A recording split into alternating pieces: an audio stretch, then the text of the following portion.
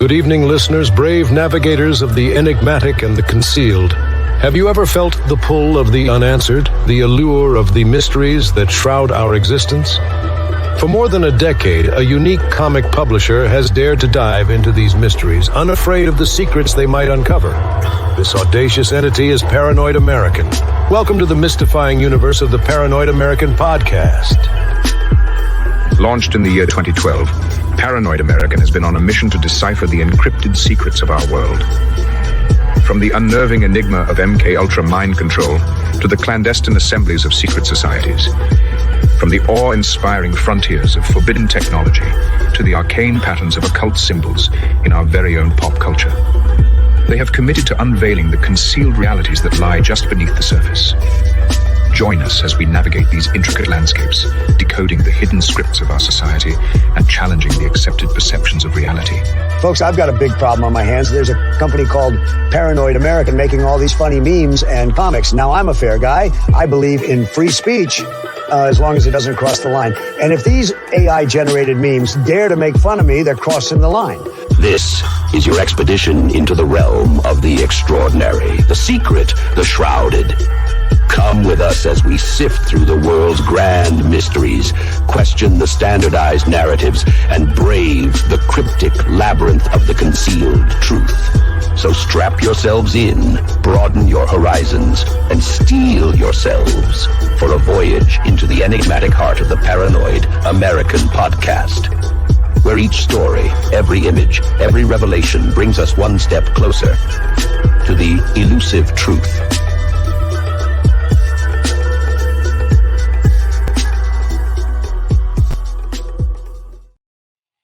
What up, y'all? We back. Well, maybe not.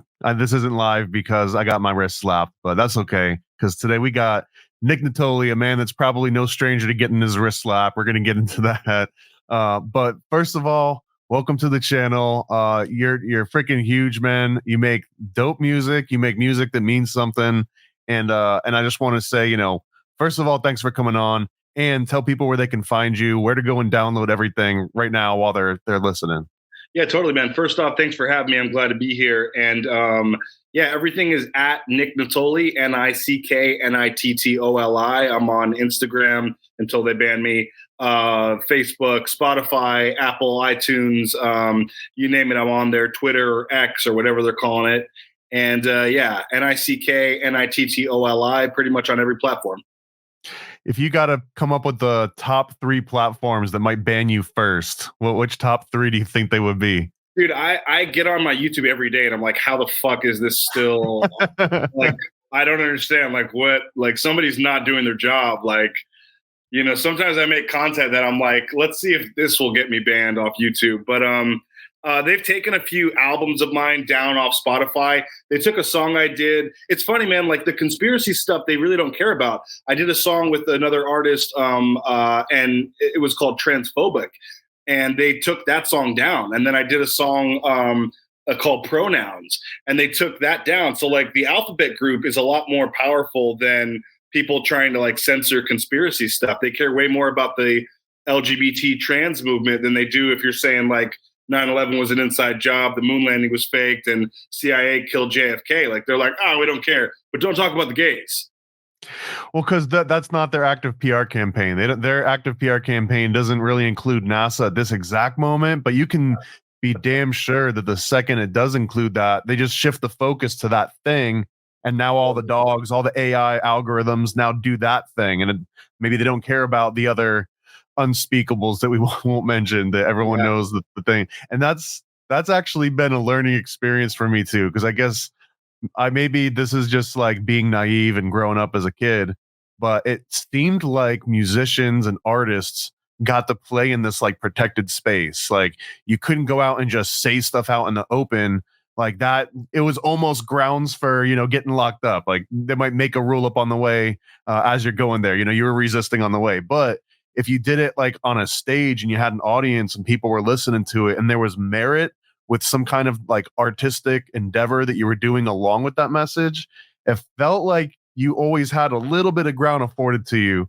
And now, man, like with the algorithms and the AI and like there's no subjectivity left anymore. And it's like if you just say a certain phrase in a song, or you have like a certain phrase or a concept on like a piece of artwork, like it's persona non grata almost immediately. No, I think you hit it right on the head. I think it's really about like what they're trying to censor at what specific time. Like if I did a song called "Fake Moon Landing" now, and they're like, we don't care about that. But if this was like 1960, they'd be like, okay, let's take that down. If I was making like 9/11 music during 2003, 2004, I'm sure they would have pulled it. But right now, their focus is primarily the LGBT trans movement, and so anything that you talk about in that section, they're going to pull that. So, speaking of, man, like a huge hit that you had recently was called "Boycott Target." And I didn't want to forget about that one. And so, talk about, for anyone that hasn't heard the song, go listen to it anyways. It's incredibly controversial, but can you just describe how that came together? Yeah, man, that was just a blessing from God. Like, we got very lucky with that song. We kind of came together in the studio and decided to try to, market ourselves with the whole thing that was happening with Target, which was they were putting a lot of LGBT stuff and pro-trans stuff and satanic stuff in the kids sections of Target for like kids clothing and stuff. All this like pro-pride stuff. And so, the Boycott Target was a huge hashtag on TikTok. So I was like, let's call this song Boycott Target. Let's talk about this right now. And the next thing you know, dude, we went fucking #1 in the world. We beat out Taylor Swift.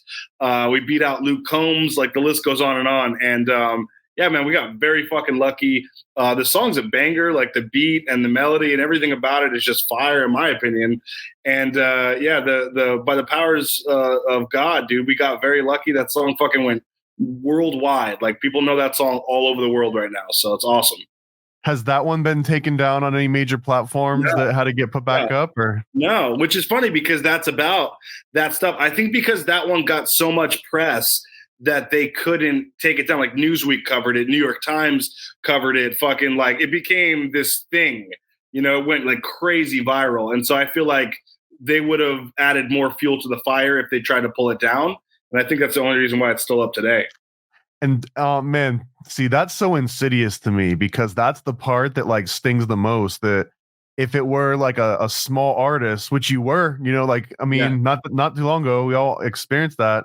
Totally. And let me ask, actually, before I go on the tangent, what does the inside of the Illuminati's limo look like? Because since you got above Taylor Swift, that means you got to go to the clubhouse, right? Man, it's just a bunch of pink adrenochrome passing and champagne glasses and fucking all these celebrities I thought were dead were just inside the limo. Fucking Michael's in there. Fucking you name it. Heath Ledger, just everybody. Just all my friends. Oh, so I want to say the insidious part though is that, like, if it's a small artist saying this, they'll squash it because they know, like, what's the recourse? There's absolutely, and even having like a YouTube channel, unless you're like fairly big, like all these weird takedowns that people will get, and then you're like, but wait a minute, like you've got a movie that I can pay that's just got people getting their heads chopped off and making these claims, but because it came out of Hollywood or because it came through a distributor that you've got like a well-established relationship with and yada, yada, yada, because somebody can contact a human being, they get these weird passes and you just like crushed right through that ceiling. Like you didn't even have to like see all the different steps in between. And it almost feels like it would have been definitely ideal for the system to just like, oh no, that's not allowed speech. That's essentially hate speech. Like, get it out of here. Like the right-wing platforms like Fox News and Newsmax and all these different places, they really helped. One American News, they helped promote the song, I think, for the right reasons. And I really don't know why like people like Newsweek and people like that picked it up. But I feel like they kind of shot themselves in the foot because the moment that people were aware of this song, they went to go download it and made it the #1 song in the world. Like, it wasn't even #1 when they first started talking about it. They pushed it with that promotion. So it was very strange to me to see them do that for a message that they definitely weren't down with. Like, the people at NBC, ABC, CBS News, like, did not fuck with, what we were talking about. But it's like, it's the same thing with like QAnon. Like, they were like talking about it and getting people to look into it. And I was like, but why are you doing that? So it was strange, man, honestly. And I'll just say allegedly, because I don't know what the stipulations are here, but like allegedly that was shot inside of an actual Target, right? Or can you just allegedly. Okay. Allegedly. So it was great. Like whoever did the set design, they made it look really good. But Yeah, it really looks like a Target. yeah, I'm gonna assume that it wasn't an actual Target because permits and whatever. So and things get lost, floods happen, fires happen, permits that were there are no longer there. Just this is a normal state of being. So that Boycott Target. Did you are you still following up with this? Are you like a anti-Target for life? Like, can you never step foot in one? Or you know what's so funny, bros? I used to fucking work at Target. So like for me, and my brother used to work at Target, and he worked up the chains and stuff, and was there for like 5-6 years or something. And it was just kind of ironic that was the song that I hit with. But yeah, I mean, I've boycotted Target since. I'll be honest with you, I boycotted Target way before they went fucking woke because it's so expensive. Like 10 years ago, you used to be able to walk into Target and be like, oh, these are like better prices or comparable prices to Walmart and shit. Now it's insane. So I was like, I'm boycotting them just because of fucking, the Italian disease funds are low. So. And this is a little known, I don't even think if I've ever revealed this before, but I actually was blacklisted from Target for like over a decade. I got caught when I was just a little jit, a little kid. But I got caught like stealing from Target like multiple times and and I was a total dick about it. And I basically got like an official pamphlet from Target that's like, you're no longer legally allowed in any of our Target stores. Wow. You're persona non grata. So wow. Target boycotted me, so screw them. That's great. So the whole premise of the Boycott Target was essentially like putting LGBT and like gay pride things in kids section specifically. So just to cut right to all the undertones and everything, like, do you just hate gay people and trans people? No, man, it's so funny. Like people think that, but like I have a lot of, gay people in my life, gay friends, gay family members. And the thing about it is like, I hate the new gays. I hate this whole promotion of like, let me shove it in your face. Like the old gays were like, yeah, we're fucking gay. We're keeping to ourselves. Just leave us alone.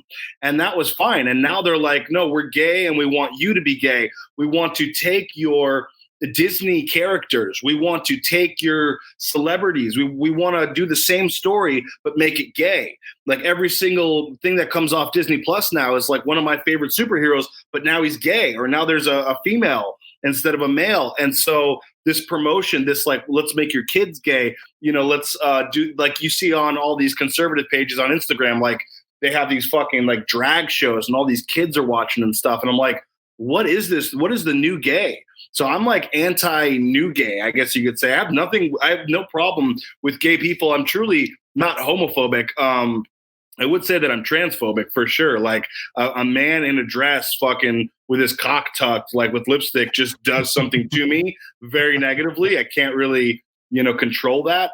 But yeah, I've got nothing against the personal choice or the, genetics of being homosexual. It's the promotion of this that I'm, kind of, sticking up my straight flag and marching into the fire about. That's really what that's about.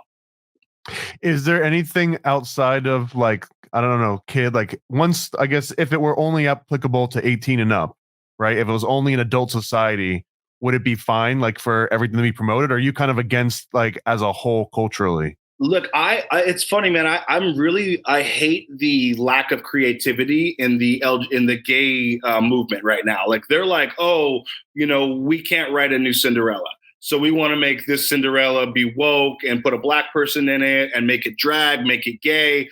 I hate the idea that they can't come up with their own stories and that they want what we have. One of the great aspects of being a straight person is like, when I stick my penis inside of a woman, I create life. They're like, nah, fuck that. We're going to do that too. We want that too. And it's like, no, you don't get to have everything that comes with being a straight person if you're a gay person. Like you don't get to, like men cannot create babies. And like, no, we don't like that narrative. We're going to do that too. And so it's like this weird jealousy that I've noticed in the gay movement, that they want what we have. They want to be us without being us and without like showing any respect to the original natural way or God's way, however you want to put it, if you want to get religious about it. So that's really what like pisses me off. And for me, that's like really why I write the songs that I write, just to kind of like separate the two, because they are separate. Like we can have unity in a community, but like know who you are. Like there's no straight guys that are walking around like, oh yeah, I can totally be gay. Watch me dress in drag. Do you see what I'm saying? Like, so why are you coming for what we have? That's kind of the idea. And before even the whole boycott Target and everything, you were still like very politically minded in a lot of your tracks. So like I came across you through a song called Tinfoil Hat, and then I found a dope video called, I think it was called Believer, and it had you in like a Ghostbuster uniform. There's like ectoplasm going all over the place, and it seemed like you were shooting a lot of these in like your apartment or something. Totally. Yeah, no, that was shot in the house during COVID because we couldn't fucking leave the house, man. The government told us no. The man said no. So we had to just kind of create these sets, and we did it in my house. And a lot of those videos are like poorly shot and just kind of, poorly edited. I was just kind of learning, on Final Cut Pro and just kind of getting my, feet wet with it. But they were really, honestly, some of the most fun. And that song is just, full-blown-y conspiracy song, just like Tinfoil Hat. That's why the Boycott Target success was so amazing, because I've just kind of just been a guy, independently making music.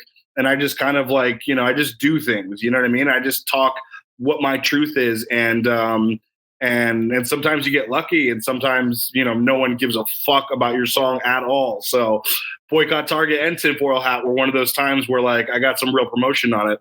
I'm very grateful too. Oh, so did Tinfoil Hat get a big plug from some, like, was it just Sam Tripoli, or did it get play outside of that too? It went kind of viral, man. Like the video went up to like 60,000 views, and like a bunch of people were hitting me up about it. I feel like it was mainly conspiracy theorists, because I'm like, who else? Of course, man. Who else would give a fuck about this song? Right. But yeah, and there's a lot of people that know me, I think, before Boycott Target, just based off Tinfoil Hat. So, and can you explain what the concept behind Believers was? Yeah. So Believer, like I wrote the song just like I write most of my songs. It's just like full-blown conspiracy theories. I talk about the pyramids. It was during COVID, so I was kind of like trying to gauge like what people actually believe in, at least my fan base. And so I'm asking questions throughout most of the song. I'm like, do you believe in the pyramids? Do you believe in aliens? Do you believe this or that? I'm also like kind of leading a horse to water and hoping that they drink, because I believe in all this stuff. And then the Ghostbusters thing was like, I fucking love movies, dude. Like I'm such a movie buff, Back to the Future, Ghostbusters, Indiana Jones, Gremlins, you name it. Like they're just a big part of my upbringing and my creative, kind of being. And so I was like, let's just fucking, let's just rent Ghostbusters costumes and get some fucking slime, get some ectoplasm in here and remake Ghostbusters 2. That video is specifically supposed to be like a tribute to Ghostbusters 2. And it was kind of a way for me to like, drag my audience into something that they might not be into. Like you might not be into conspiracies, but do you like Ghostbusters? I did the same thing with like Aladdin and a few other music videos where I recreated a movie that a favorite of mine, but it was really just trying to drag them into something that they may not already be into. So if you don't like, talking about Pizzagate and Frazzle Drip, but you see I'm dressed as Homer Simpson, and my wife does all the makeup and stuff, and she does a killer job. So are you into this? Are you into that? I've done Friday the 13th. I've done fucking a few different movies, and it's just like clickbait for sure.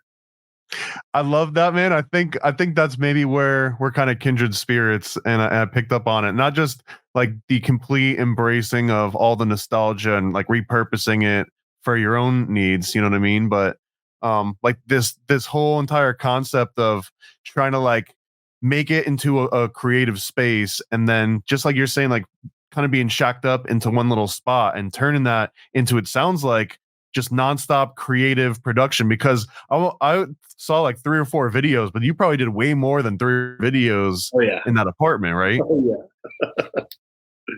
How many different songs did you put out until you felt like you were starting to get onto something? Well, it's funny, man, because I got signed to a publisher, which is known as Warner Chappell Music Publishing. It's like the music side of Warner Brothers, as a songwriter, producer, and an artist. And I started putting my music out under this label. And I was working at a really prominent studio here in Hollywood called Jim Henson Studios. I'd fucking, run into the bathroom. I'd see Justin Bieber and like all these huge celebrities. And I was like, and I got a lot of money from this record label. So I was like, this is going to be great. So my first couple of songs I thought were going to be, fucking huge. And then they kind of, once they saw what my content was about and like, where I was leaning towards, they kind of pulled the rug from under me. So at the beginning of it, I felt great. And then I was just like, I felt like an independent artist, even though I was signed to a label and a publisher. So then I kind of like dipped down, and those are like my first couple of music videos and stuff. And I mean, there wasn't like a specific time where I felt like everything is changing. It's been like gradual, which is why I've been so adamant about putting out a ton of stuff, is because I'm like, okay, well, that didn't work. Another artist said to me one time, nobody hears about the strikeout. They only hear about the home run. And that just kind of clicked with me. I was like, oh yeah. So if I swing and I miss, like nobody hears about that. Nobody cares. They're only going to hear about it if it's a home run. And, for me, that was like Boycott Target, fucking Tinfoil Hat, a few other songs. A lot of the Trump material that I did has really blown up inside of the Trump community and stuff. So, yeah, man. And that's still how I look at it. Like every time I go in the studio, I'm like, if it's a swing and a miss, so what? But it might be a home run. So.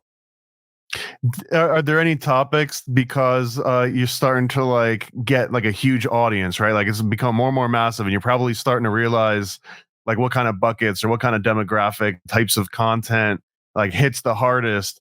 So is there anything that you find yourself like writing more songs about, or anything that you find yourself writing less about? And and I don't mean to like censor yourself, but maybe if, like any kind of like changes that you're going through personally of like, yeah, I'm not going to do this, or I'm going to start doing this.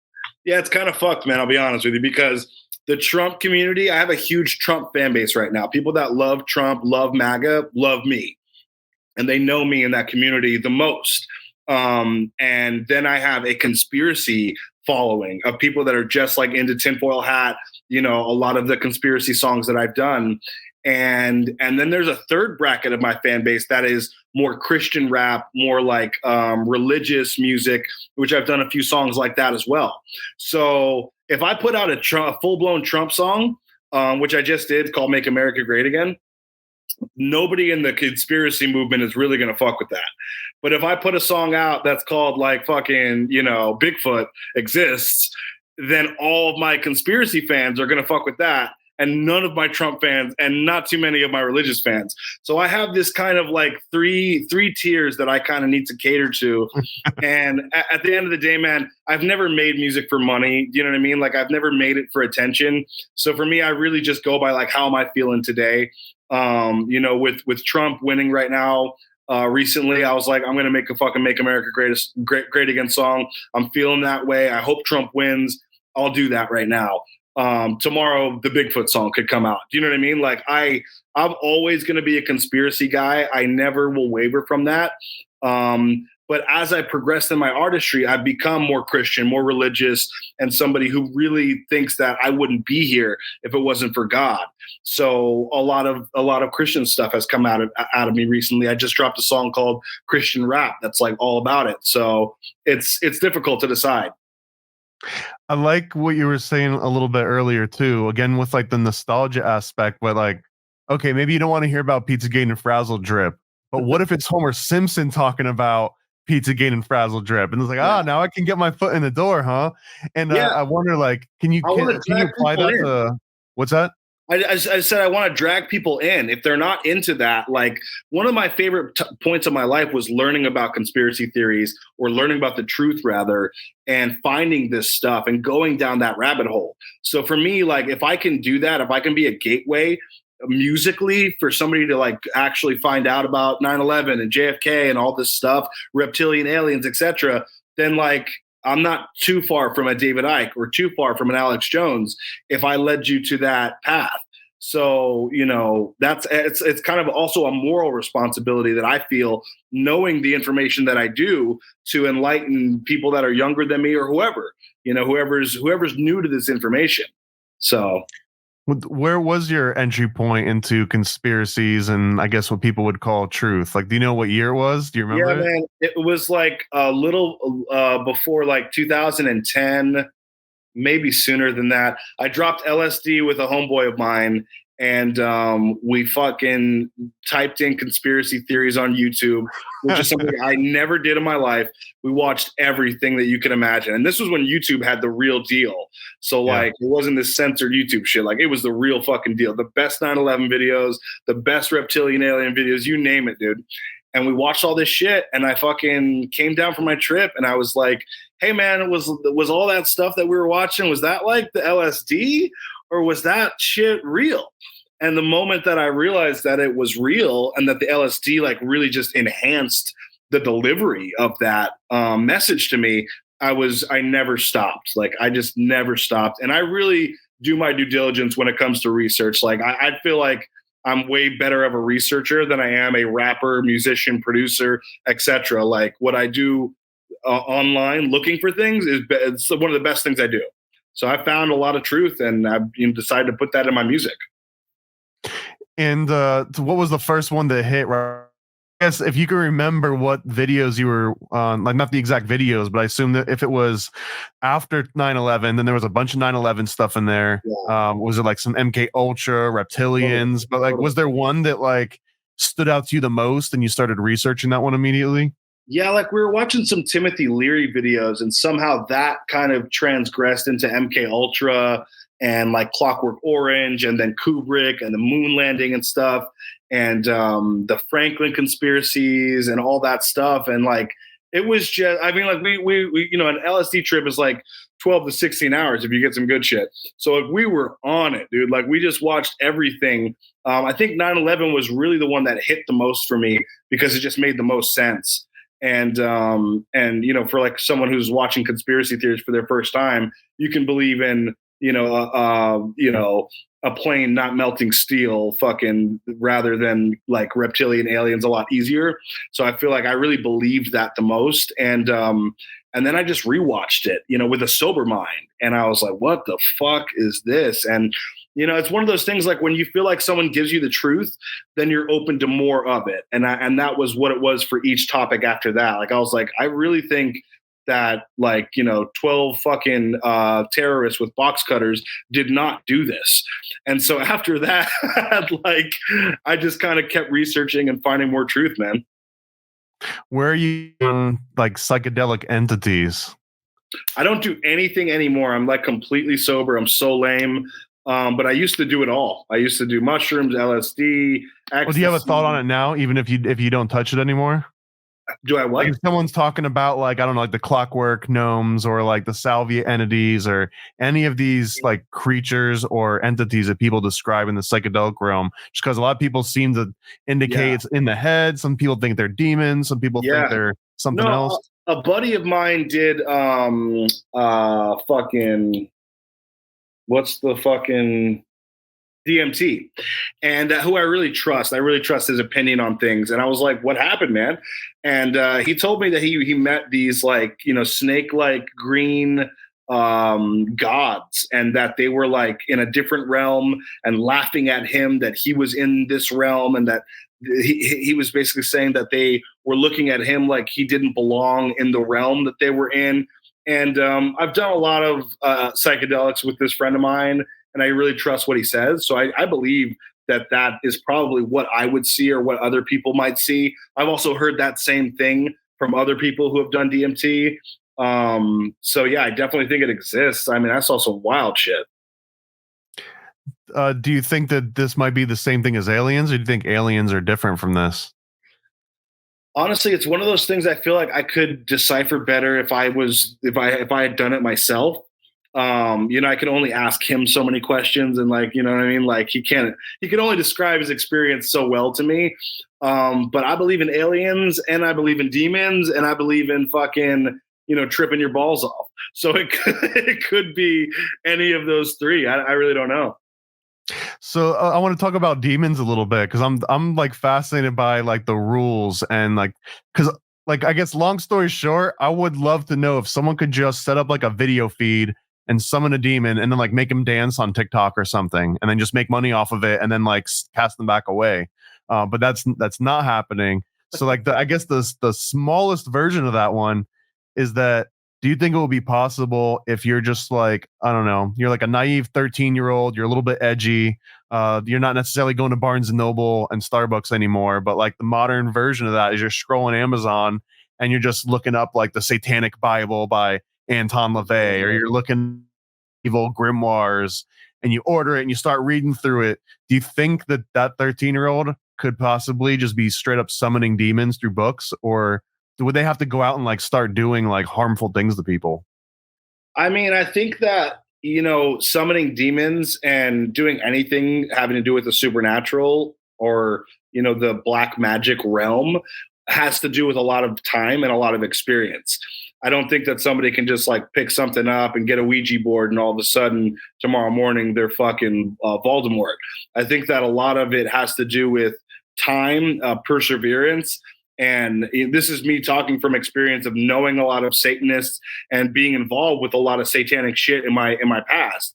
It's not something that just comes lightly, which is why a lot of people will find that it's either not true or not real and then just stop their path on it, while other people are quote unquote running the fucking world using black magic and summoning demons and doing that kind of stuff. It has to do with perseverance and time. And a lot of these people act in concert once they realize they're around other people who are willing to put in that time and perseverance. It's not something that just comes lightly. Otherwise, everybody would do it and everybody would kind of benefit off of, the success that you can have from it in this world if you know what you're doing. If it was just like that, like everybody would be doing black magic, but it's a talent. It's not something that's just like easily done. When you say Satanism is in your past, do you just mean like being a numbskull, or do you mean like literal Satanism? Yeah, I mean, like I get that question a lot when I say that to people because they're like, "What?" But yeah, like I have a satanic past. I definitely delved in, black arts and black magic and a lot of stuff that I'm just not proud of today. But yeah, I mean, Satanism at the end of the day, what people think Satanism is two different things than what it actually is. Satanism has to do with the worship of yourself over everything. Basically seeing nothing but yourself in the reflection and worshiping thine self as opposed to anything else. It has nothing to do with worshiping a deity or worshiping Satan or Lucifer. Luciferianism might, but that has nothing to do with Satanism. So Satanism is basically, it has to do with the ego. It has to do with self-preservation over everything. And so when I say that I was living, a satanic life, like that's the mindset that me and fellow Satanists were in, is that we were primarily concerned with ourselves. You can study Satanism and you can learn a lot from people like Anton LaVey.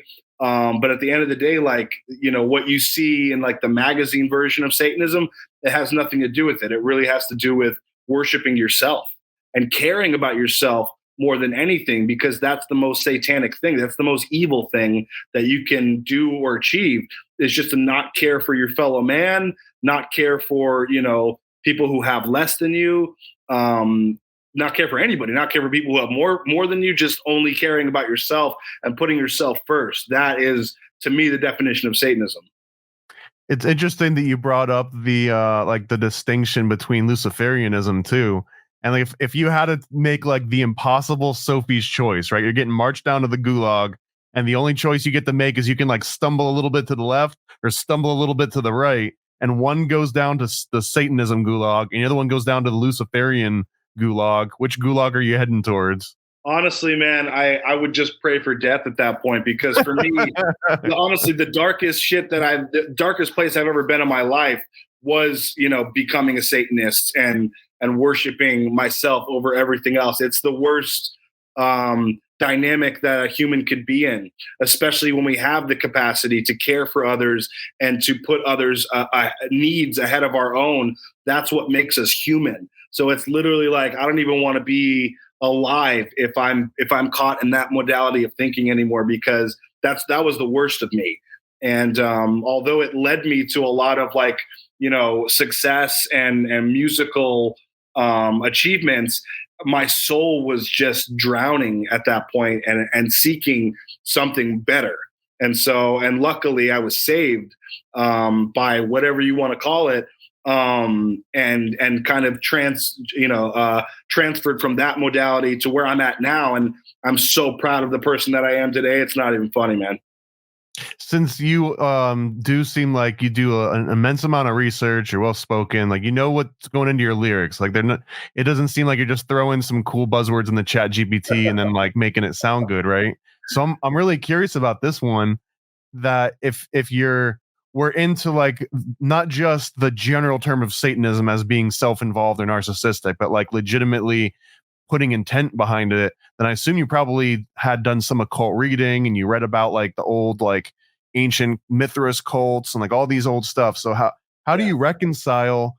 And I'm asking myself this in my own mind because I want to know how you did this, but like how will you reconcile all these stories where I guess in my mind it's like, oh, they're all obviously talking about Jesus, or the Jesus story is all adapted from all these other, stories like, Isis and her child. And then like if you just go like all the ancient mystery cults, Dionysus, Hercules, the myth of 1,000 faces, right? Joseph Campbell, like all these concepts. And then if you go to like a modern day version of Christianity and like, pro Bible and Christian rap and everything, so much of it to me feels like a literal interpretation of like, no, it's the Caesar Borgia, it's the white Jesus with the goatee Jesus, you know what I mean? But so having the background of probably hearing all that stuff, especially in the conspiracy realm, where they're like, nah, dude, Jesus was actually Mithras and that story's older. You know what I mean? Like, how do you come to terms with that? Is it like Satan planting bad evidence to confuse people, or? No, man. Like, so there's just a lot of bullshit out there on both sides. There's a lot of bullshit in Christianity. There's a lot of lies that you have to sift through. And there's a lot of great stuff in occult knowledge. I mean, fucking Albert Pike's Morals and Dogma, fucking even some of the work that Anton LaVey did, The Satanic Witch. There's so much good stuff in there that it could lead a good person down a bad path. When it comes to like my personal faith and me being quote unquote Christian, it has so much more to do with feeling than it has to do with reading and knowledge and what are they saying Christianity is and what are they saying your relationship with God would be. I could care fucking less, dude. Like when I look at my life and the places that I've been, I say I should be fucking dead. And when you realize how big it is and how crazy the situations that you've been in, as far as my personal story goes, I'm like, there's no fucking way unless there was a divine light, a divine God of this world or the next that cared about me enough to save me from these situations and put me in the place that I'm in today, where I can educate other people and maybe save their lives. So for me, like, I'll go to church, I'll read the Bible. At the end of the day, though, it has so much more to do with me closing my eyes and having some sort of spiritual connection that is just, it's unreadable, it's unseeable. It has nothing to do with what the Bible says. Don't get me wrong, the Bible's great. It has a lot of great knowledge in it and great stories of how to be a moral person. But what my personal thing is, it's here, as opposed to like here. So that's the best way I can answer that. I love that, man. I think I relate to that more than anything because I get a lot of flack for this, and it's not because I'm a Satanist or Luciferian, but like the word of God doesn't seem like it's infallible to me. It seems like dudes wrote it down and dudes memorized it, and just like dudes and dudes and dudes. Like unless I see a big hand come out of the sky and you know what I mean, like write it down and pop back into the sky. It seems like that could be the ultimate tool for suppression and mind control and just like do these things, because if you knew that everyone was reading the same damn book, why wouldn't you invest every ounce of effort and resources you had as like an elite to make sure that.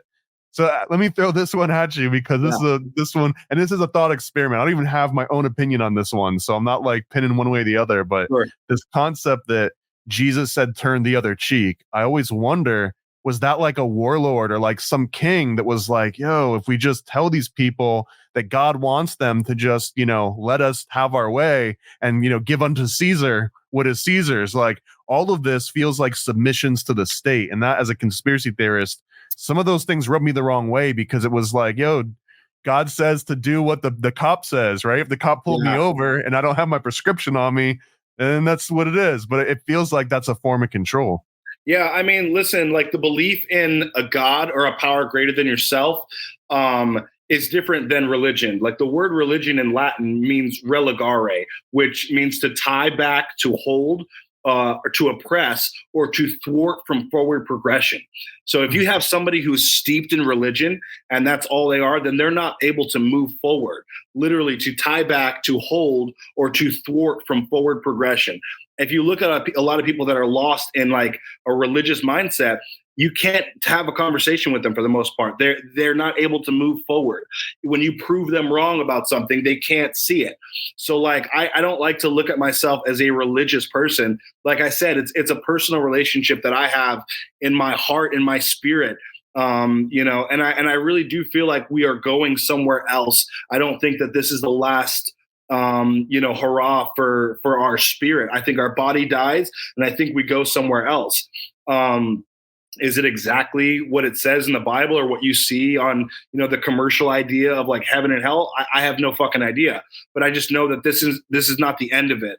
But as far as like, as far as consciousness goes, like consciousness is everything. Like I know that my consciousness is going to go somewhere because that's not just my body. You know, I mean, my body is literally holding my consciousness right now. But once my body goes out, my consciousness, who Nick is not going to die. And so, you know, I think there's just so much more to life than people really realize. And I think that, maybe a lot of the things in the Bible are able to help the people who kind of run this world, the Illuminatis, the Freemasons, etc. But if you get to the higher levels, you find out that the people who have the most money, the most knowledge, and the closest people you can get to who could tell you if there is a heaven or hell, or if there is a God or a Satan, are anti-Christian and hate the fact that there are people that are studying the Word of God. And that should tell you the most about what you should be doing while you're on this planet, in my opinion. I'm interested in exploring that a little bit more too. Like, let's say, you know, Lord Rothschild, right? And like, I've got the big painting of Lucifer behind me, and I'm shaking the hands of Marina Abramovich, whatever. But if you had the ultimate resources to do everything you could, do you think that like, why would not just turn over to Christ? If you had enough resource to be able to read all these old tomes and like kind of be the closest to the answer, why wouldn't Christ be the right answer? Yeah, because these people don't know, because these people that really run shit are evil and Satanists. And so what did I tell you about Satanism before? It's all about the ego. It's all about caring about yourself over others. They don't want to be in the kingdom of heaven. They have no care about that. These people want to rule on earth for as long as possible. So if you're a religious person, or if you believe in Christ, if you believe in the kingdom of heaven or the seventh level, etc., you're not like, oh yeah, let me clone my body and stay here and fucking drink adrenochrome so that I can look younger. There's no self-preservation. You're like, I'm gonna live out my life, fuck bitches, get money, eat, die, and then I'll be in the kingdom of heaven. These people are like, we want to rule on earth for however long as possible. And it's not just Earth. These people want to rule on other planets. They want to rule the world. So they don't care about ascending and letting their spirit or their consciousness go somewhere else where they may not be in control, where a God could dictate whether they were good, bad, etc., what their punishments are going to be, what their accommodations are going to be. They want to decide that. They want to play God. So that's why they're anti-Christian. They're anti, even just believing in a power greater than yourself. They're like, you are the greatest thing on the face of the planet. That's what Satanism is. Would that count atheists as Satanists if the atheists weren't like altruistic? Like if they were just straight up me, I got mines. Is that the same thing as a Satanist? Well, yeah. I mean, like a lot of people are living satanic lives and don't know it. So a lot of people are like, oh, I've made no question about whether there's a God or not. I don't delve into Satanism. I just don't know. I just haven't made up my mind. So who's God? Who's greater than you then? Well, they're like, well, nobody. Satanism. So I mean, it sounds like Satanism would just be atheism with like more steps and more homework. But you also mentioned that, like, for example, Anton LaVey, what was it, the Bible of the Witch, or the Satanic Witch, the Satanic Witch, that has some nuggets of information in it that are worth, at least expose. Like, what are some of those nuggets of information? For sure. I mean, that's a great book. That's a great read. A lot of what Anton LaVey has done, there's just a lot of knowledge in there, and it's very vast. I think every person should educate themselves, before or after making a decision of where they kind of line up in life. Because, if you're like totally Christian and you're totally like, you're a great person, then like, why not read the playbook of the enemy? If there's somebody who's trying to come after your kids with indoctrinating, TV shows and movies and symbolism, then why not know it, and why not be able to see it? And which is this mindset led me down a dark path. I'm not going to say it's like easy street, but I eventually kind of curved that into being a very moral person, a person that is not, delved in Satanism. And Anton LaVey will even tell you that whatever side that you're on, you should know both sides. And that's where a lot of Christians lose me, because they're like, no Satanism in this house, no witchcraft, no black magic. We're like, okay, you're opposed to it, but you don't even know what it looks like. And so you're putting yourself at risk now of becoming a Satanist, of telling your kids, all right, go watch this Disney Plus show. It's all about witchcraft. They're fucking 8-part deep into Harry Potter and the Deathly Hallows, and you don't know what the fuck's going on in your own house, bro. Like, what do you mean? So like, I don't know everything, but I know enough to where you can't get one over on me. You're not going to be able to forge, magic in my household without me being able to call the playbook. Like, bro, I know what the next play is. I know where TV shows are leading me. Like, my wife is, she's, I love her to death, but she does not have a quarter of the amount of knowledge that I have. So she'll be watching some show, and I'll tell her, I'm like, you know what the lead character is about to do? You know where the writing's about to lead you to? And she'll be shocked. She'll be like, you've seen this before, and it's a brand new show. Because I know the agenda of what they're trying to do. And that is something that I picked up from Satanists. It's something that I picked up from people who have evil means, because these people see the whole field. There's a reason why they go and worship an owl up in Bohemian Grove. It's because the owl sees at night. It's because the owl sees you from way above and sees what you're about to do. The vision of an owl, it's almost like an eagle eye. It sees everything that you're about to do before you do it. So that's why they worship it. They're very calculated people, and I'm proud that I picked that up. You know what I mean? I'm using it for good, but I didn't get it from Christians. I didn't get it from God-fearing men. These people don't fear God at all. So that's what I would say to your listeners. Is like, educate yourselves on both sides and know what's happening, because if you're all about the right side, then you better look out what's coming from the left and know what it looks like. What are some of the like, without making any specific names or anything that would like out anyone, have there been any like temptations or like traps that anyone's tried to like set you up for, like on like once you got a little bit of clout? So I assume that there's got to be some plants out there that are like, yo, do this thing, sponsor this thing. And then you find out like, whoa, that could have been horrible. Yeah, no, I took a bunch of photos for a company, a few different companies that were like a lot of like Illuminati fucking symbolism. And they had me like pose in a certain way. And so, it's like at the end of the day, like symbolism is symbolism, and symbolism will be their downfall because they've made things so obvious. But yeah, I mean, like, I would say like even earlier in my career, like the homosexual agenda was fucking prevalent, bro. And they were telling me about this stuff. People with a lot of power in the music industry had told me things that a 22-year-old Nick Nittoli had no idea about, didn't make sense to me at all. And they were talking about blurring the gender lines and putting out new age rhetoric, and that they were the ones that controlled new age rhetoric. And I'm at a record label. I'm like, I'm on a TV show on Bravo. I'm like, what are you guys talking about? Like, why is this even up? And all I wanted was money at that point. So I was like, how does this correlate with me? And where's the dress? Yeah. I'm like, I just want to make my money. Like, why is this even up? But as I learned more about the music and movie and entertainment industry, it all coincided into one big thing, because the people that put your TV shows out, the people that put your new movies out, they have to have this information. They're not just going to listen. When a movie comes out, let's say it's a big movie, let's say it's a Marvel movie, it goes fucking everywhere. You understand? It goes into Japan, Tokyo, fucking China. It goes into fucking Australia. It goes everywhere. Everyone sees this.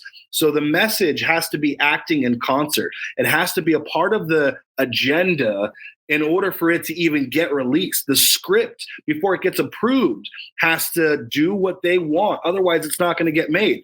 There's certain situations like fucking Sound of Freedom where we get lucky, and they put out some good information, but it's very rare, man. Like, so you need to understand, even in the music industry, if this song is going to come out, it needs to be Cardi B, twerking her ass, get money, fuck bitches, brandish a weapon, have a gun, fuck the police, all this stuff that the people who run this country want in circulation. You know what I mean? So that was a learning experience for me. I'm curious, what would your thoughts be if someone were to get into the space of like music right now, right? And they did the same things, and it's still Cardi B shaking her ass, but she's talking about how like Ted Kaczynski was, hit by MK Ultra, and how Timothy McVeigh might have been a sheep dip CIA operative, and like would that give that a pass? Would that be a better use of like weaponizing sexuality? I'd buy that album, man. But yeah. No, I mean, I don't think it'd go very far. At the end of the day, like, these people who approve, like the stuff that goes worldwide, it's not, you know what I mean? Like, it's not going to be. I'm not going to sell Coca-Cola, so yeah, it's not going to be about MK Ultra if it's going to go very far. So that's what that's my life's dream, is to create a song that's a hit song that informs the people about what's really happening in the aggregate society. That's what I try to do every day. So if it happens eventually, you know what I mean? Like, I guess technically it happened with Boycott Target, but what were we talking about? We're not talking about, MK Ultra. We're not talking about fucking reptilian aliens. We're talking about, they're coming for your kids in Target. Like, all right, it's cool, but it's not my live stream of the message that I want to put out there.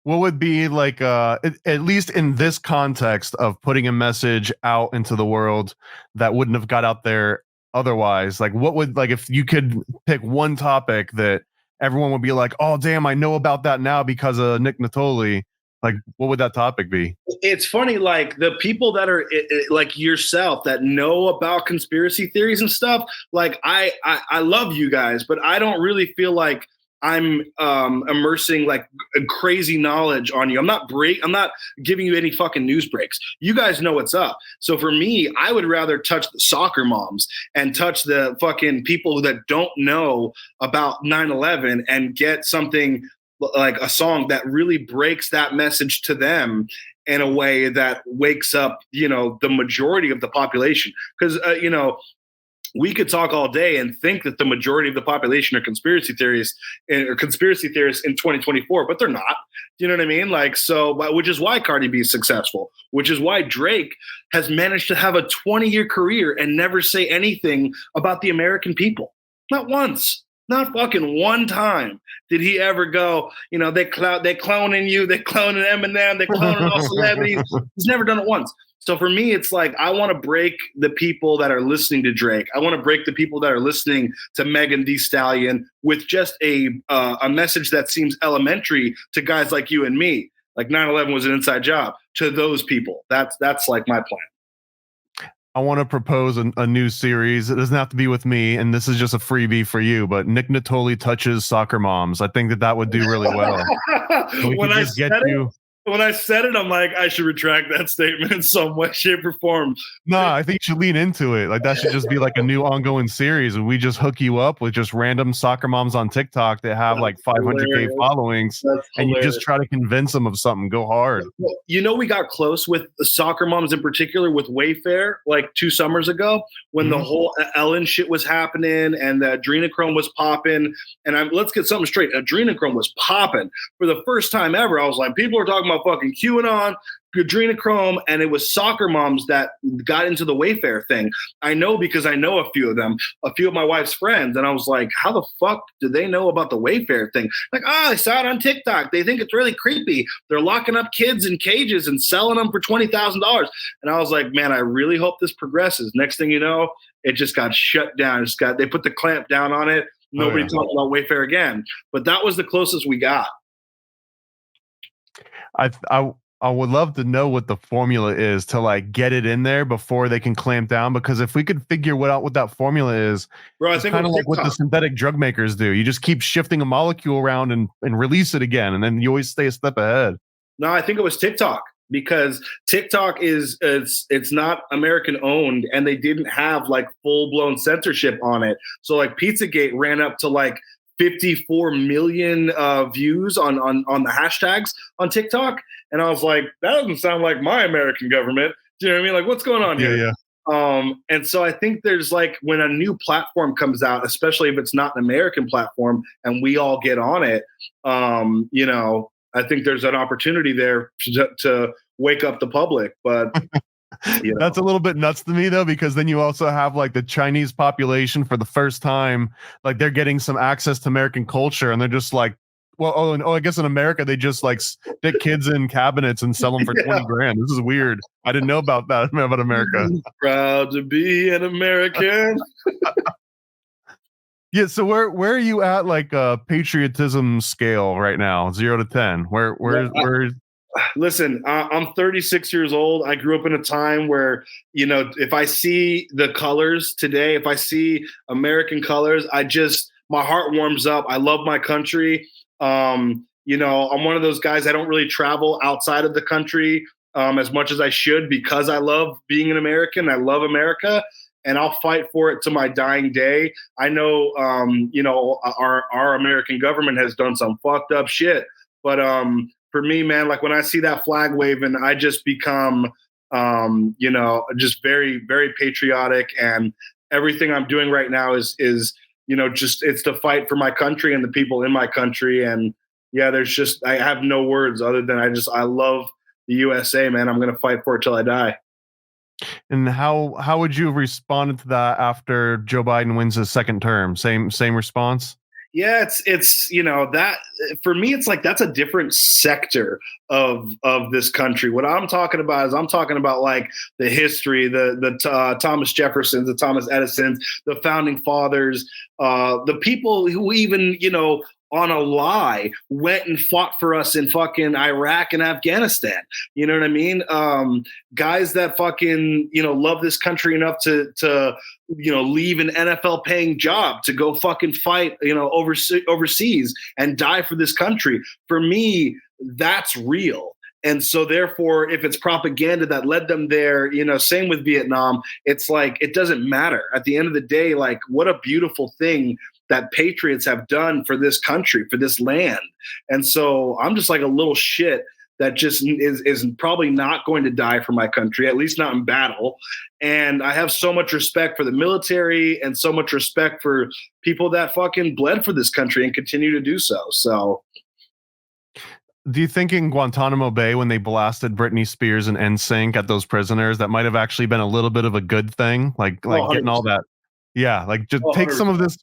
Like we got a lot of catching up to do. Like we got about 30 or 40 years of catching up to do. We're just going to have to blast this Britney Spears at you for like a few weeks straight. And then you'll understand America.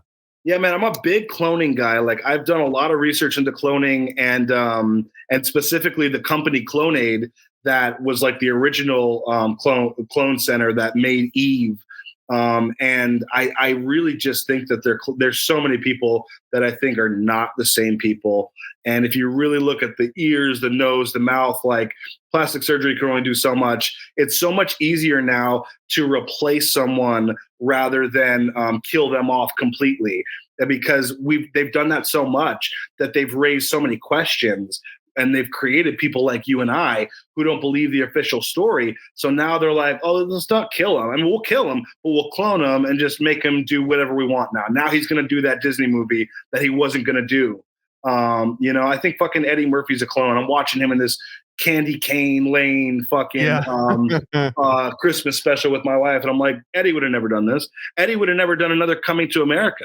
They're like, we're going to have him do 2. And while I'm watching it, they pull up an ad. They're like, he's going to do Beverly Cop 4. It's cover 5. It's coming out on Amazon. I'm like, no, he's not. You guys fucking killed him.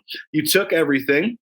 You own the license of him. You own the royalties, which as Randy Quaid said, when he was talking about Star Whackers, he's like, it's more lucrative for them to own you. They own everything that you accumulated and the upcoming money. And he's like, they killed a lot of my friends. You know what I mean? Like, so I think that's what we're seeing. Eminem, fucking Dave Chappelle, you name it, dude. The list goes on. And that's something I'm going to talk a lot more about in my upcoming music, is cloning and who I think has already been cloned. And yeah, man. Hell yeah. I'm curious, who do you think are the sleeper clones that people aren't even talking about right now? I mean, I was one of the first to talk about Dave Chappelle, man. And then all this, and it scared me. Listen, when you look up a hashtag and there's nothing, that's what scares me the most. I'm like, all right, I'm going to stop because this hasn't broke yet.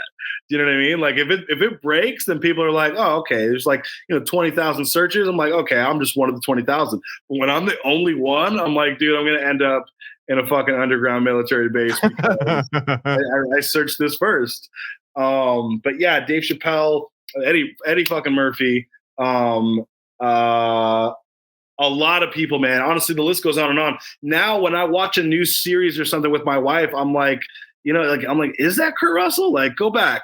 The best thing you can do is just go back into the past and look at some sort of press photo or like a red carpet photo of somebody and really analyze them. Like, obviously they're going to change with aging, but like, we know what that looks like. And when it looks really bizarre and different, it's a fucking clone, bro. Fucking clone. Where are you at on AI in the context of clones? Because it almost seems like the AI clones is just way more convenient. Now you don't even have to have a meat suit for, for Eddie Murphy, whatever. You can just AI clone them and you're good to go. No, so there's a movie called The Congress that came out like mid 2000s. Have you ever seen it? Robin Wright. Yeah. Yes. Do you remember the plot of it? Yeah. It was based on, I think, like a Russian novel or something too. But it was essentially that people could go on vacation and like be Kevin Spacey or be Robin Wright in the case of that movie. 100%. So Robin Wright's career is ending. She goes into a studio meeting. The studio says, we're not going to be casting you anymore. You're never going to get to play the Princess Bride again. However, and there's no more deals. We're not going to give you any more money, any more deals. We have one final offer for you, and that's to go into this AI room where they're going to take photos of you, and they're like, laugh, and she laughs, cry, and they get every face and emotion that she would have made, and they AI that shit into this new, technology that they have, and they don't need her anymore, and she can go off and live her life. So I think that is real to a degree. And I think a lot of these celebrities, big time celebrities, get that offer and take that deal, and that we're not seeing a lot of realistic stuff, which is why it was so fucking hard to figure out where is Tom Hanks and what's going on with him and all that stuff, because they had his brother and they have his voice. You know what I mean? So if they have the voice, the face, and all the likeness, then they don't fucking need you anymore. You know what I mean? And a lot of celebrities who've been famous for 20, 30 years are like, I don't want this life anymore. I wish I could go back to where I could just walk into a movie theater and no one recognizes me. So there's a merge in consciousness there and a deal that presents itself. And I think a lot of people take it. Do you think we lose anything if Hollywood starts pumping out movies and they're just straight up like AI actors doing everything? Like someone just scans Tom Hanks is never in a movie again. You Yes, that's Tom Hanks is a loaded one. Like to fill that in with like your favorite current actor, maybe not Tom Hanks. Like, is there a loss? We saw a movie with Brad Pitt, and I was like, is that Brad Pitt? Like, do you really think that's fucking Brad Pitt? And it was only because the movie had shown what they could do so much with AI. It was the stupid fucking movie with Sandra Bullock and Channing Tatum that just came out. I don't even remember the name of it because they're making nothing but shit these days. But I don't know. I haven't been paying attention at all. It's terrible. It's terrible. But in the movie, they show you like they get rid of the set really quick. And you're like, whoa, they weren't even there. And then they get rid of the fake snakes that were on the ground. I'm like, whoa, those weren't there. And all this AI stuff. And then Brad Pitt pops up. And I'm like, is it Brad Pitt? It could be. You know what I mean? Like he ages well. I mean, who knows? But for me, I just think that they're telling you. You know, whenever they're telling you, they're fucking telling you. And so I just, I think, yeah, we're going to lose something by fucking watching nothing but AI fucking robots, you know, dictate our future, but like, or our movies and cinema. But also, I think we're going to see some roles that we never would have seen. They're going to get Michael J. Fox to stop shaking and Back to the Future 4. It's like, we're going to get some shit that Is that so bad? Yeah, that a lot of actors never would have done, like morally where they're at in their lives, they would have never done. And the question you have to ask yourself is like, if they want to make a Back to the Future fucking 4, and you have Christopher Lloyd who's like dying at this point, and Michael J. Fox says, I don't want to do it. Do you think that the studio and the big money is just going to go, okay? Like really? They've done that. They've had to in like the 90s and like early 2000s, but now? Like, fuck it, dude, kill him. Well, I guess the other side of that coin, though, is that now it's not even just the studios. Now, if there's like some bored 40-year-old in a garage that's got the know-how, now they can make Michael J. Fox act in whatever movie they want to. And that's, I mean, within the next year or two, I really do feel like people can straight up make what looks like a full-fledged video that doesn't have the weird hands and the teeth morphing. Like it'll just be legit. And I don't know, man, I've got a weird opinion on this one too. I want to know if you feel the same or if you feel a different way, but like all that nostalgia that I'm so like kind of in love. Like I like my programming. Like I don't dislike it. I know what it is. Yeah. But I also feel like I own part of that. Like the fact that there were, you know, maybe not Gremlins, but like the fact that there was Aladdin Happy Meal toys and Sega Genesis, and I went to school and kids had the lunch boxes and the shirts. Like even if I was boycotting Disney, like there's no way that I can boycott Aladdin out of my psyche, or Jurassic Park or Bobby's World, or just fill in any Super Mario Brothers, right? Like you can't not be influenced by these things. So in that way, I feel like I own part of that. Like if you made me look at a billboard as my parents drove by and not advertise the McDonald's arches to me, like I own that logo as much as you do. Now I understand that the McDonald's legal team doesn't believe the same, and I've got some cease and desist orders to prove that statement. But I do deep down feel like morally, ethically, just whatever you have it, like I own Tom Hanks's persona just as much as Tom Hanks does, because unlike Tom Hanks, like he didn't have a choice. He's got to put up with himself, but he gets to do it in like that FPS mode, right? I got to deal with the Tom Hanks character that gets projected out and advertised towards me. So totally, like I own part of that. No, and you do own part of that. And the part of that you own is, you have to think of like the Illuminati or the control system as like a hand coming through the TV. They put things there, but then that hand went away, and you had a night that night when you watched Aladdin with your family, and you guys ordered fucking Pizza Hut, and you fucking laughed, and you watched Terminator, and you guys made inside jokes about that. That's the part where they're not present for. And so that's the part that you do own that has nothing to do with them. And that's why it's all combined. You remember good times in the 90s. You remember going to school and having that lunch box or whatever. They're not part of that experience. They just kind of are the hand that dropped that lunch pail idea into your head, or the image of Aladdin and stuff. But what came after that is yours. It's your own personal experience. It's your life. And we all have that. And I have that nostalgia 100%, which is why I remake, cover arts and videos to match like, movies that I love. If you haven't seen my Aladdin video, by the way, you need to check that shit out. I haven't. No, I didn't even know. I just threw that one out there. It's all about Walt Disney being a pedo and fucking. It's tits. You'll like. You're sponsors of this program, so just tread carefully. Okay. And yeah, I mean, like I was saying, it's ours. So, and that's where like there's a dichotomy there where you're like, wait a second, I learned about the Illuminati and stuff, and I don't want to be a part of this, but I love these things. And it's like, dude, that's okay. Fucking love those things and know the truth. And like, will I show my kids The Lion King and shit that I know is like straight up predictive programming? 100%. Why not? Because I came out the way I did. With that same programming as my initial startup. So there's nothing wrong with that. You know what I mean? Hell yeah. No, where do you draw the line though? Like, do you just put Faces of Death on for your 4-year-old? Cause you're like, I saw this. Well, I didn't get like really woke. I like to use woke in the actual connotation that it's supposed to be. Awoken. Yeah. I didn't become fucking awake until I was in my 20s. So if I didn't have the programming before then what would I be, awakening from? You have to kind of have kids at least somewhat in the stupor in order to wake up out of it and to know this information, to know the movies, to know the references, all that stuff. So, I think that it's important that we just kind of go through that blindly and ignorance is bliss for at least 20 years, maybe 18, and then show them some fucking real shit. What was the best action figure series of the 90s? I'm a Teenage Mutant Ninja Turtle guy, man. Yeah, right on. That's the only right answer anyways. Yeah. Like I delved into like Power Rangers and X-Men, but there was nothing like playing with Raphael, Donatello, Michelangelo, and fucking Leonardo, man. Like Bebop and Rock. Nintendo versus Sega? Well, N64, like we had our original Nintendo, and I think that merged into Sega Genesis after.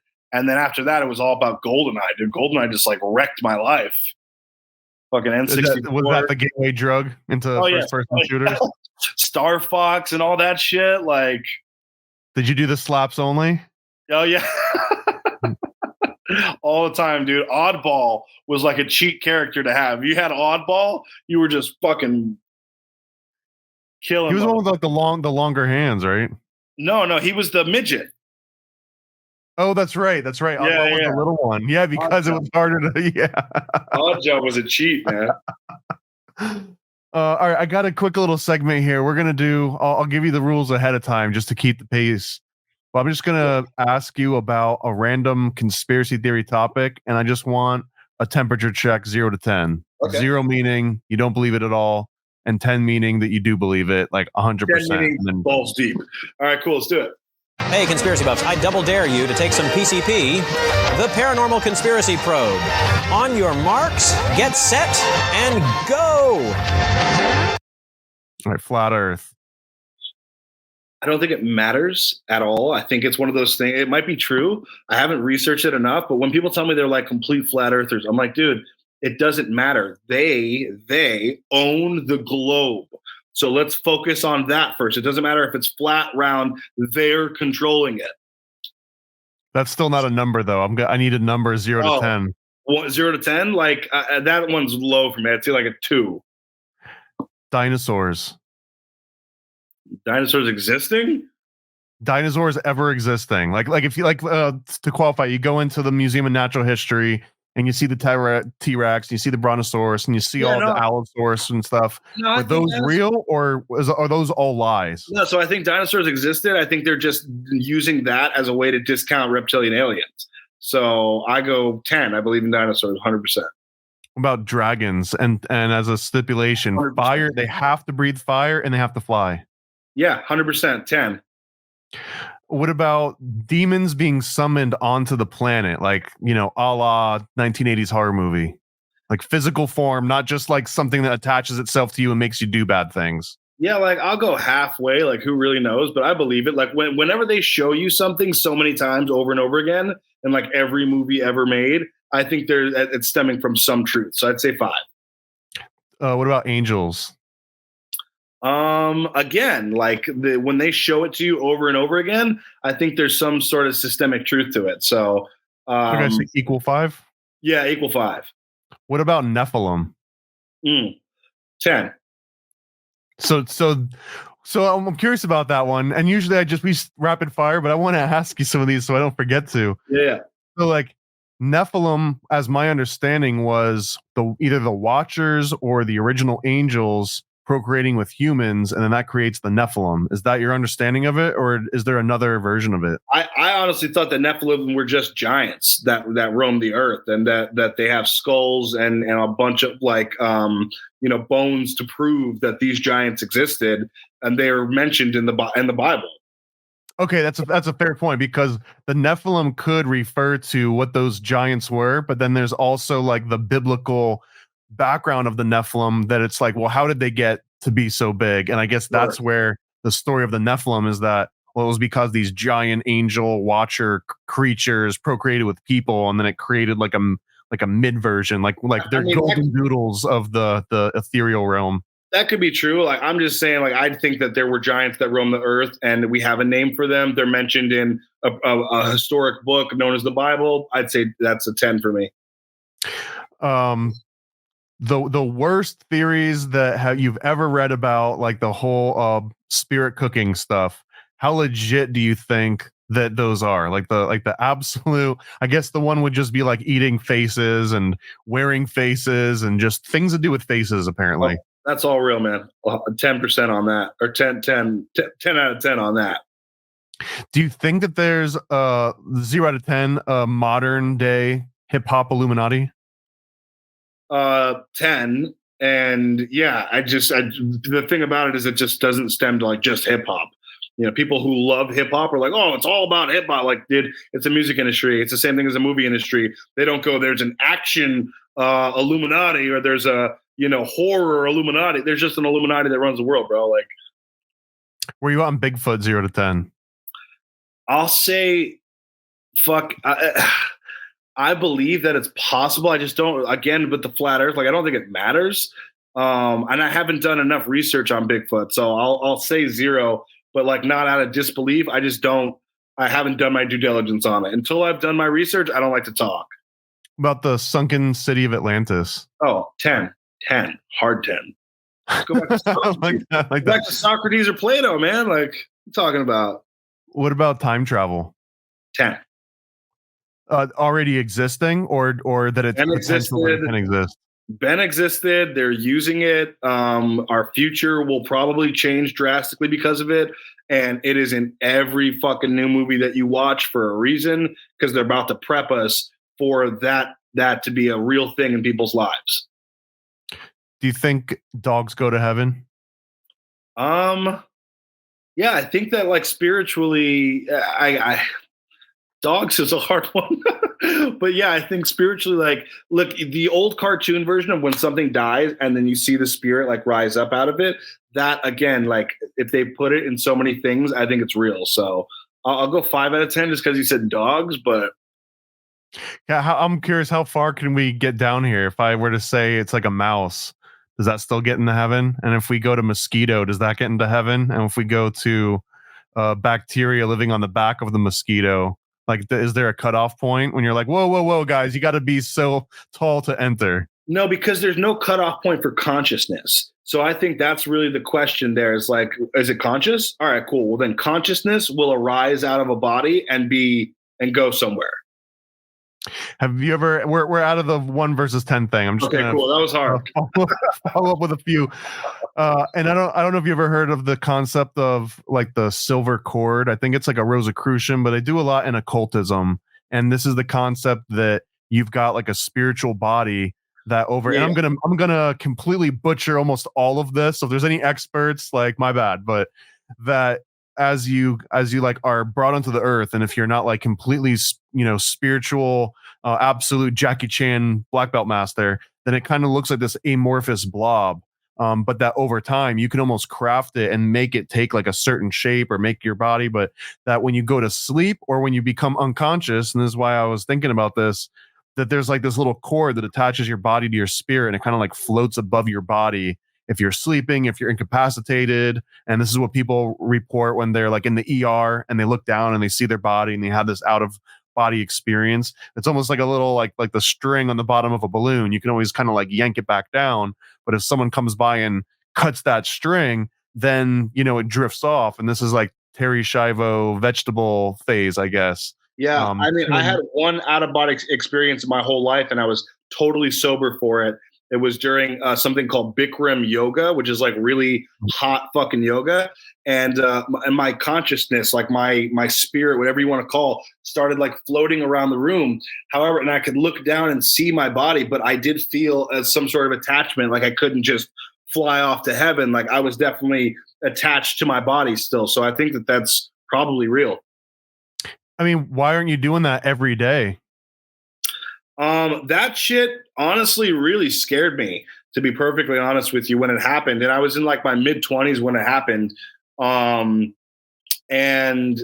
yeah, I didn't do Bikram yoga again just because it was hell. So maybe that's why. But it wasn't one of those things where I was like chasing to get back to it. I felt like God or whatever you want to call it showed me something for that specific reason. And then, you know, it was so that for the rest of my life, like I knew that there was more to my body. Do you think if you're having one of those like out of body experiences, like the Bikram yoga, do you think you could sneak into the girls' locker room? 80s Honestly, movie style? That would be awesome. That would be awesome. I feel like there's a good plot there for like a raunchy movie. It definitely like you become enlightened, but it's just to sneak into the locker room. That's like a Rob Schneider movie. But yeah, I felt like there were limitations for sure. Like I couldn't just like bounce out of that room. Like I was stuck. That's why I say the cord thing sounds legitimate. Word. So, you already mentioned that you've got "Make America Great Again" song coming out, namesake of the album. Yep. Is that just going to be everywhere? Spotify, iTunes, YouTube? Yep, that'll be everywhere. It should be out this week. My birthday is tomorrow. So happy birthday. Thank you, brother. And I was trying to plan for it to come out on my birthday, but I don't know if it's going to, but it should be out this week for sure. What's the number one best way someone could support you? Like, is there like a certain site they should go to listen to it, or just pull it up on Spotify and listen? Or is there like, what's the extra mile? Yeah, I mean, honestly, I just ask that people listen to my music. If they feel like purchasing it, that's fucking awesome. That always helps out the cause. But my YouTube, like I said, everything's just my first and last name. But just like watching my content, streaming my content really helps. It just helps the algorithm, you know, it recommends me more the moment they do that. So. Do you know, is your album for sale at Target by any chance? You know, it's funny. I didn't check, but I know it's at like Best Buy and Walmart. And so I'm like, that's probably because I didn't do a song about them. But I do need to check if it's actually at Target. That'd be awesome. Dude, that, you know, what would be dope would be a whole marketing campaign to get people to buy your album exclusively through Target. I don't know. That would kind of be the antithesis of boycotting Target, though. Yeah, no, I know, but I mean, I don't know. I feel like if you did it with the intention, then like, you know, Fox or Newsweek would have you on and treat you like you were an idiot for not realizing the irony. But That's I don't know, man. I think it would be funny. Yeah, it goes against the whole concept, but if it's just to spend 99 cents to donate to the marketing campaign, I feel like it's an acceptable evil in the acceptable evil. That's funny. So, and I want to throw out too that you dropped a crazy hot track for the Tinfoil Trap album that was something that Sam and I had come up with because the Chaos Twins comic exploded. It raised like over 30 grand. So as one of those extra things, it was this idea that had just been floating around for a while, and it never, you know how many ideas you just get floating and they don't materialize. Totally. And it was like to do something really special. That was the one that we kind of picked out of the air. We're like, let's make that one a reality out of all the, I don't know if you've seen the new Disney movie, but like they have like this little room of like bubbles and everyone's got dreams. You know what I'm talking about? What movie? Is it called Dream? Is it called Dreams? Wish.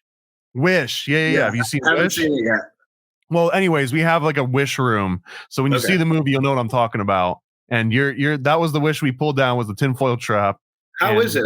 How is that movie? I mean, it is one of the most occult Disney movies I've seen to date. I've been doing a podcast with my friend called Occult Disney, and we've watched every movie in order. And later today, we're doing Toy Story. So we're in like the late 90s. Awesome. And so yeah, do this Wish movie. it 100%, like they show pentagrams. They talk about like do as thou wilt sort of aspect, and everything. It, just like you were talking about Satanism, right? The whole concept of this movie is like, take your dreams and fulfill them yourself. Don't wait on other people. Don't rely on like the outside world to make your dreams come true. You have to look inward. You have to like focus on yourself and make those things happen for yourself. And I'm caught between these two like impossible sort of options, right? Where it's like, I like the independent feel of that, like, yeah, go America, be self-independent, pull yourself up by your bootstraps, but then also the like, do as thou will, everything's for you. It's in a weird spot. Don't fall for the trap, brother. That's all I gotta say. Sounds like if it seems like it's in the middle of those, and then they start throwing like the pentagram, and you're like, okay, I get it. Okay, it's not so nuanced now. Sounds like Disney is right where I left them. Oh yeah. So would you do a movie with Disney if they hit you up and they were like, Nick, we want to get you for a couple tracks in this next movie about how Lucifer is actually the good guy? You know, it's funny. I get somebody asked me this question, like, would I attend the Grammys if I was nominated and shit? And for me, I'm like, look, man, like, I think selling out to a certain degree in order to get your message out there, if your message is good, is acceptable. So I'm like, you know, like we had to sell out to a certain degree with fucking Target, you know what I mean? Like they wanted us on every fucking talk show and all this shit. And I'm like, well, if it's going to get more people to buy this song and to know who we are, I'm like, introducing me is the Illuminati's worst nightmare. So I'm like, sure, like introduce me more to the world. Let them know who the guy with the fucking dreads is. Like, why the fuck not? If they're going to hop on my page and download Tinfoil Hat, like, sure. So, you know, there would have to be some contract stipulations with me and Mr. Walt Disney as to what I, you know, could say after that point. They roll out the frozen head, they thaw them out, so you can have like a negotiation with them. Yeah, totally. Quick question: did you guys do the Sword and the Stone? We did. That used to be my favorite movie before we broke it down. So I just want to say, wasn't that a ride? After going and researching what that whole movie was about, man, like that one broke my heart, dude. Like that one truly hurt me in a way. And it's so creepy because the whole premise of that movie is that an old dude that lives in the middle of the woods, that has no companions, has no sexual interest in females or anything, but he wants to be around a young boy all the time. And he goes so far as to taking him, an orphan, away from the family that the orphan was originally given to. And it's like, you're reading into that. And then you read about who wrote The Sword and the Stone. It was literally an old guy that was ostracized by society, and no interest in friends or women, and would just like simp on like 7-year-old boys. Yeah. And then it's like, man, this movie hits different now when I watch it. You'll find that a lot, like with movies like Up, and you're like, well, what are they trying to get us to do? It's like, well, they're trying to get your kids to trust an old man and to think that going on an adventure with an old man is like the greatest thing that could ever happen to a kid's life. And I'm like, I'm so happy that I never had that like want or need as a kid. Like I was just always like creeped out by older people, and I never, you know what I mean? But if it starts working on this generation, like, you know, pedophiles are going to fucking reap the benefits. And I think that's what they want. I mean, that might be the next Disney movie. Yeah, it's just like it wasn't Epstein's Island was just like adjacent to the Disney Cruise Line pit stops. So totally. Final question. Epstein is currently dead. 1 to 10. No, come on, man. Alive and well, brother.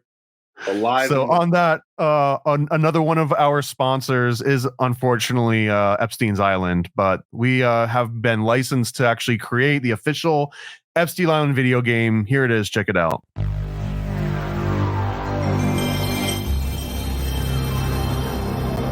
This is Epstein's Quest, fly by lowly town express. Calling Jeffrey or just Jeff. This is Epstein's Quest.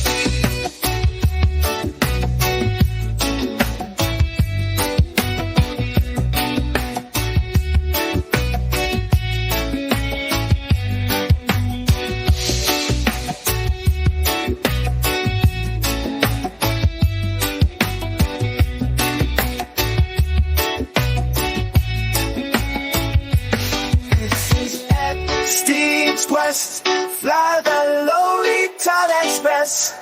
Call him Jeffrey or just Jeff. This is Epstein's Quest. That's right. In Epstein's Quest, you get to travel the world, see the sights, and take part in unspeakable pleasures.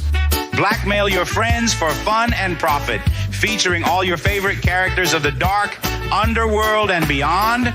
Bill and Hillary, Trump and Melania, with guest appearances by Chris Tucker, Bill Gates, and more. To find out, just search for Epstein's Island online and play the all-new game, Epstein's Quest, from developer Paranoid American. For more details, visit paranoidamerican.com.